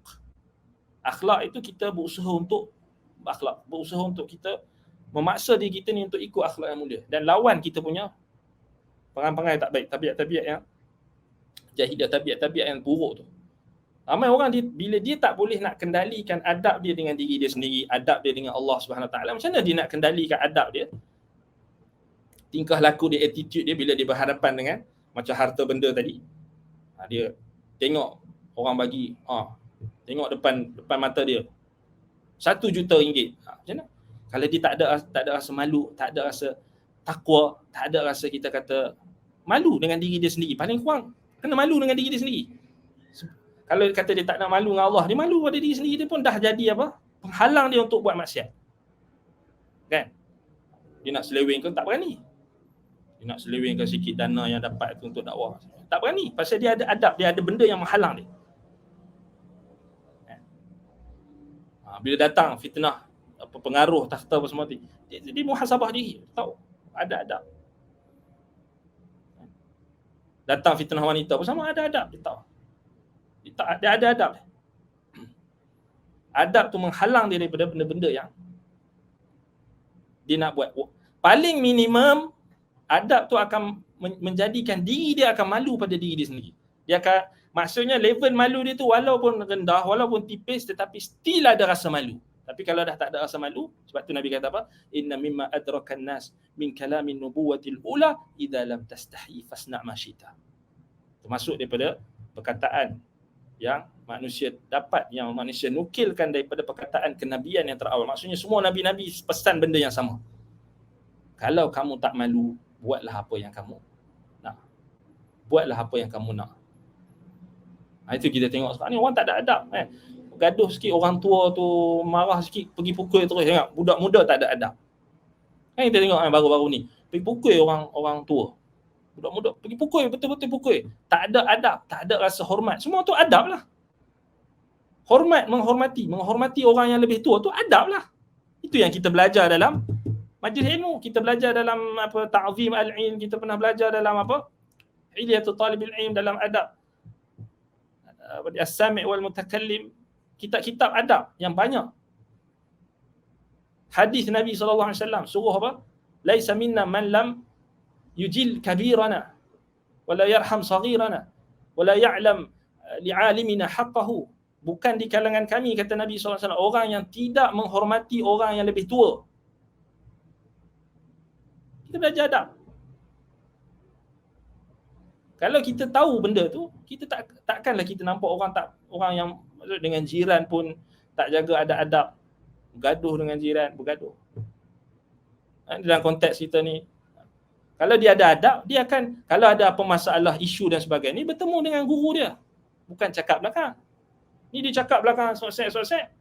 Pasal tak ada adab lah. Kalau dia ada adab, dia ada kemusykilan dan sebagainya, tanya guru dia terus. Bukan dia dengar orang kata, kemudian dia buat kesimpulan. Ini kita kata tak ada adab. Wallahul musta'an. Wallahu ta'ala a'lam.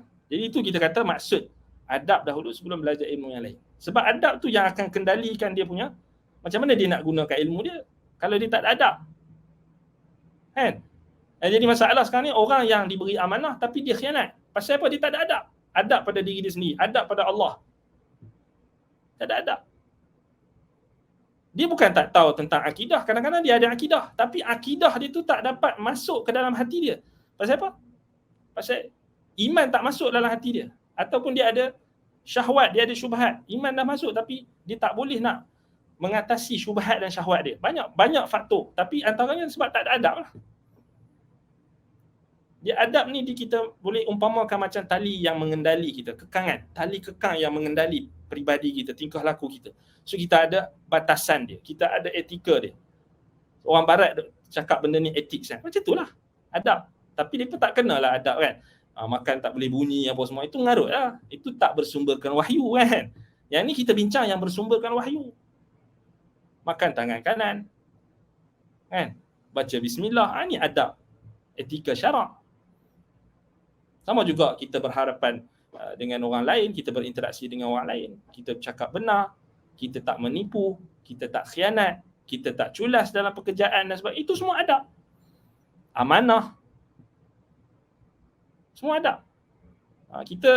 Kebanyakan kita ni kurang pasal kita fokus pada, kita cakap pasal manhaj apa semua yang tinggi-tinggi lah. Kadang-kadang tu melibatkan kita nak hukum orang tu, hukum orang ni ahli bid'ah apa. Kita kadang-kadang kita dah masuk benda yang level tinggi, kita lupa yang bawah-bawah ni, basic. Dan kadang-kadang sikap kita, disebabkan sikap kita berlaku fitnah, sebab sikap kita berlaku pergaduhan, berlaku pertelingkahan sesama saudara sebabkan kita. Wallahu ta'ala a'lam bissawab.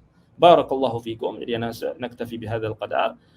Semoga Allah memberkati apa yang dia sampaikan. Semoga Allah menyucikan hati-hati kita, memberikan petunjuk kepada kita semua untuk melazimi ilmu yang benar, melazimi Al-Quran dan Sunnah, mengikuti manhaj salaf, aqidatan wa manhajan wa akhlaqan wa sulukan wa adaban. Kita ikut manhaj salaf ni bukan setakat akidah saja, bukan setakat manhaj saja, bahkan akhlak, suluk dan adab kita pun kita nak minta Allah Ta'ala bagi petunjuk untuk kita ikut manhaj salaf ni secara menyeluruh, bukan ambil satu, kita buang yang lain. Wallahu Ta'ala a'lam bissawab. أقول قولي هذا وأستغفر الله لي ولكم. سبحانك اللهم وبحمدك أشهد أن لا إله إلا أنت أستغفرك وأتوب إليك. وصلى الله على محمد وعلى آله وصحبه وبارك وسلم والحمد لله رب العالمين والسلام عليكم ورحمة الله وبركاته.